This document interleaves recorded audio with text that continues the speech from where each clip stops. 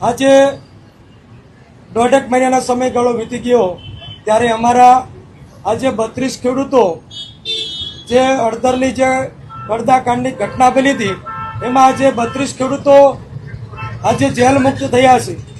અમને આપણી ભારતની ન્યાયપાલિકા પર પૂરો ભરોસો હતો કે અમને 100% ન્યાય મળશે। અમે તમામ ખેડૂતો અમારા હક અને ન્યાય અને અધિકાર માટે બોટાદના અમારા ખેડૂતનો જે અમારા કપાસમાં કડદો થતો હતો એ કડદાની મિટિંગમાં ગયા હતા।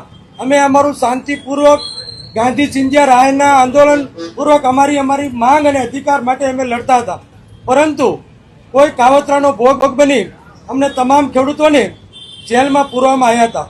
પરંતુ અમને સૌ ખેડૂતોને આજે ન્યાયપાલિકાએ અમને જેલ મુક્ત કર્યા છે। એનો અમને તમામ ખેડૂતોને અમે એક અમારા ખેડૂતનો વિજય દિવસ તરીકે જોઈએ છીએ। કેટલા દિવસ જેલમાં રહ્યા તમે? આજે જેલમાં રહેવાનો સમય અમે જ્યારથી 10-12 તારીખથી અમે જેલમાં છીએ। 1 મહિનો અને 17 દિવસ સુધી ભાવનગર, રાજકોટ અને અમરેલી જેવી સબ જેલમાં અમે તમામ ખેડૂતો જેલમાં હતા અને 84 ખેડૂતો ઉપર 307 જેવી ગંભીર કલમો લગાવી અમારા ખેડૂતોને જેલમાં પૂરવામાં આવ્યા હતા। પથ્થરમારો કર્યો તો કોણે કર્યો? ના, પથ્થરમારો કોઈએ નહોતો કર્યો। કોઈ અસામાજિક તત્વોએ મોઢા રૂમાલ બાંધી અને આવી અને અમારું શાંતિપૂર્વક અમારું ટૂંકમાં ગાંધી ચિંધ્યા રાયે અમારું આંદોલન ચાલુ હતું, એ અરસામાં કોઈ અસામાજિક તત્વો મોઢે રૂમાલ બાંધીને આવે છે અને પથ્થરમારો કરે છે। એના કારણે આખી સભા વેરવિખેર થઈ જાય છે। આ 307ની કલમ બિલકુલ ખોટી લગાવવામાં આવી છે। માત્ર ને માત્ર ખેડૂતનો અવાજ આજે આ ગુજરાત સરકાર દ્વારા દબાવવાનો પ્રયત્ન કર્યો છે। આજે ખેડૂતોને કપાસનો યોગ્ય ભાવ નથી મળતો। કડદામાં બોટાદ માર્કેટિંગ યાર્ડ કે ગુજરાતના 234 માર્કેટિંગ યાર્ડમાં કપાસમાં કે અન્ય ખેત પેદાશો ઉપર લાખો કરોડો રૂપિયાનો કડદો થાય છે। ખેડૂતો પોતાના હૃદયની વાત કરવા માટે બોટાદ માર્કેટિંગ યાર્ડમાં જાય છે, પણ સરકારે ધરાર એનો અવાજ દબાવવાનો પ્રયત્ન કર્યો છે। હા, 84 ખેડૂતોને જેલમાં પૂર્યા પછી આ સરકારને એવું લાગ્યું કે આજે સમગ્ર ગુજરાતનો ખેડૂત આજે સરકારના વિરોધમાં રસ્તા પર ઉતર્યો છે અને દરેક જગ્યાએ મહાપંચાયતો થવા માંડી।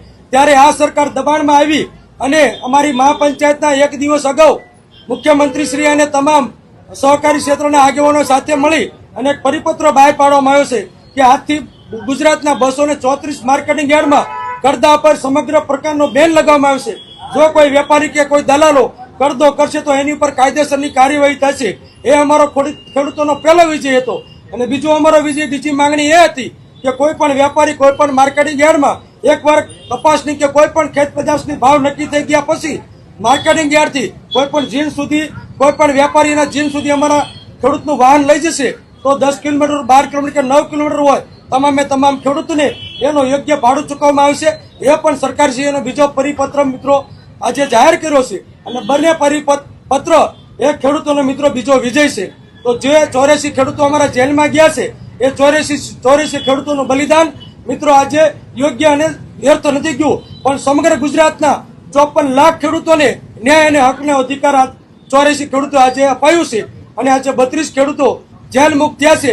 એ પણ અમારા ગુજરાતના તમામ ખેડૂત સમાજનો જળહળતો મિત્રો વિજય છે।